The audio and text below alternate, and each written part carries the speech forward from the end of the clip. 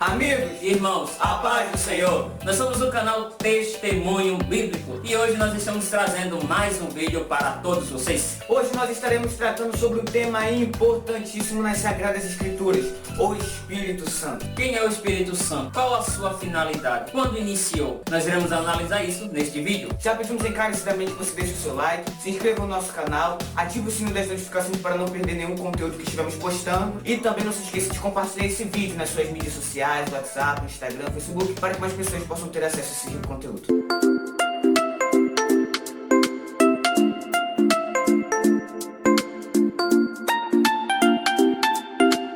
Bom, nós iremos provar neste vídeo a deidade do Espírito Santo. Sabemos que o Espírito Santo, ele é Deus. Nós observamos em Gênesis capítulo de número 1, versículo de número 2, que diz assim: E a terra era sem forma e vazia, e havia trevas sobre a face do abismo, e o Espírito de Deus se movia sobre a face das águas. Então nós observamos que desde o Gênesis, lá na criação, nós vemos que o Espírito já atuava como uma preparação para a criação da humanidade. É importante destacarmos que o Espírito Santo ele não é uma força ativa, ele não é uma luz, ele não é uma força que existe no universo, não. O Espírito Santo ele é um ser pessoal, com emoções e que é Deus acima de tudo. Outro texto para corroborarmos com o que o irmão Cláudio falou, Atos dos Apóstolos capítulo 5, versículo de número 4. Guardando-a não ficava para ti, e vendida não estava em teu poder, porque formaste este desígnio em teu coração. Não mentiste aos homens, mas a Deus.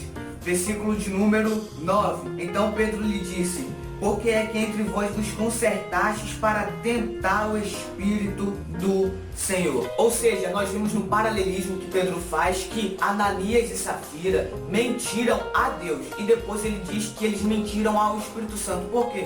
Porque isso não é nada mais do que o paralelismo hebraico. Ou seja, Deus, ele é o Espírito Santo. O Espírito Santo, ele é Deus. O Espírito Santo, ele é divino. Ele é a terceira pessoa da Trindade. Só para complementar, uma das famosas frases de John Wesley, ele diz sobre a Trindade, que é o Pai, o Filho e o Espírito Santo. Ele diz o seguinte: quando nós colocamos 3 lâmpadas ou 3 velas em um quarto escuro e acendemos as 3, fazem uma única claridade. A mesma forma é a Trindade divina. 3 pessoas formando a mesma essência. Qual a obra do Espírito Santo aqui na Terra? Qual a sua finalidade? Por que ele foi enviado? Bom, temos alguns textos que Jesus deixou bem claro qual a função do Espírito Santo enquanto ele estivesse aqui na Terra. Por exemplo, João capítulo 14, versículo 16. E eu rogarei ao Pai, e ele vos dará outro Consolador, para que fique convosco para sempre. Versículo de número 26. Mas aquele Consolador, o Espírito Santo, que o Pai enviará em meu nome, esse vos ensinará todas as coisas e vos fará lembrar de tudo quanto vos tenho dito. Ou seja, em suma, de uma forma bem sintetizada, o Espírito Santo ele anunciaria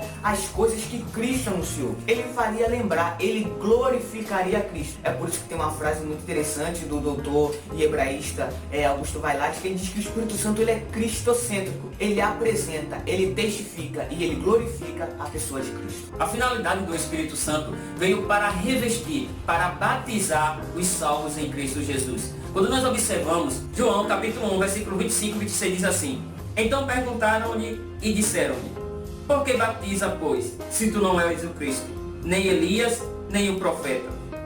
João respondeu-lhe dizendo: Eu batizo com água, mas no meio de vós está um, a quem vós não o conheceis. Então nós vemos que João, ele diz que no meio dele estava um, Jesus Cristo, que batizaria com o Espírito Santo e com fogo. Então nós vemos que o Espírito Santo, que é Deus, ele veio para revestir os salvos em Cristo Jesus através do derramamento de poder. É importante ressaltarmos que a principal causa do batismo com o Espírito Santo é justamente a capacitação para a obra missionária. É justamente a capacitação para pregar o Evangelho.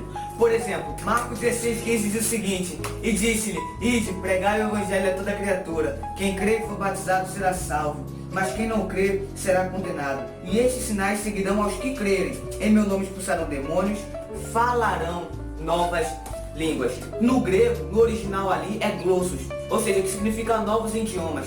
E em Atos, capítulo de número 1, versículo de número 8, Jesus ele dá um conselho para os discípulos: Ficai em Jerusalém, até que do alto sejais revestidos de poder. Depois desse revestimento de poder, eles pregariam, eles seriam as testemunhas de Jesus, tanto em Jerusalém, como em toda a Judéia, Samaria e até os confins da terra. Ou seja, em suma, o principal objetivo do batismo com o Espírito Santo é a propagação do Evangelho. Tanto é que em Atos capítulo 2, quando o derramamento do Espírito Santo atinge o seu apogeu, atinge a sua efusão, nós vemos que os discípulos ali, 170 ao todo, eles falam novas línguas. E essas línguas eram as línguas dos judeus da diáspora que estavam ali. E eles entenderam que eles estavam falando das maravilhas do Senhor.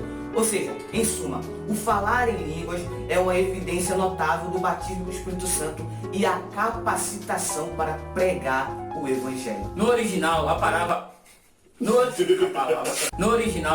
palavra Espírito Santo é traduzida como Paracletos, ou seja, estar ao lado. Nós observamos que o Espírito Santo, ele veio exatamente para isso, para estar ao nosso lado, para nos seguir, para nos ajudar na caminhada. É tão tal que, assim como o nosso irmão Marcos passou falando, que o Espírito Santo, ele é Deus e ele tem sentimento. É tão tal que na palavra do Senhor nós vemos que nós não devemos entristecer o Espírito Santo. Também nós não devemos blasfemar contra o Espírito Santo. E quando nós observamos em Atos dos Apóstolos, capítulo de número 1, versículo de número 8, a palavra do Senhor diz: mas recebereis a virtude do Espírito Santo, que há de vir sobre vós, e ser-me-eis testemunha, tanto em Jerusalém, como em toda a Judéia e Samaria, e até os confins da terra. Então nós observamos que os discípulos, eles receberam autorização, podemos assim dizer, o poder para revestimento, para pregar o Evangelho, depois do dia de Pentecostes, depois da descida do Espírito Santo. E o que é revestimento? Revestimento é nada mais do que você já está vestido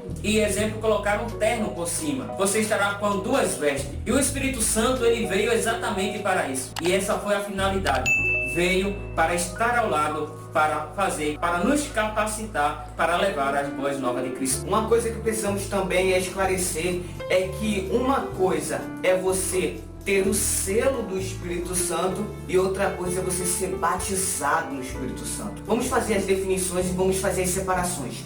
Em Efésios, capítulo de número 1, versículo de número 13 e 14 diz o seguinte: em quem também vós estáis depois que ouvistes a palavra da verdade, o evangelho da vossa salvação, e tendo nele também crido, fostes selados com o Espírito Santo da promessa. Paulo declara para os Efésios que por eles terem crido no evangelho, eles receberam a marca de proprietário de Deus, o selo do Espírito Santo. No primeiro século, o selo, ele era uma comprovação de que algo era de outrem. Ou seja, fazendo uma comparação, o selo do Espírito Santo, a partir do crer no Evangelho de Jesus Cristo, testificava de que a pessoa que creu, ela era realmente pertencente a Deus. Entretanto, o batismo com o Espírito Santo é um revestimento de poder dado somente àqueles que creem no Evangelho de Jesus Cristo para a capacitação da pregação do Evangelho. Então nós observamos que através do batismo com o Espírito Santo, nós recebemos o dom dado pelo Espírito Santo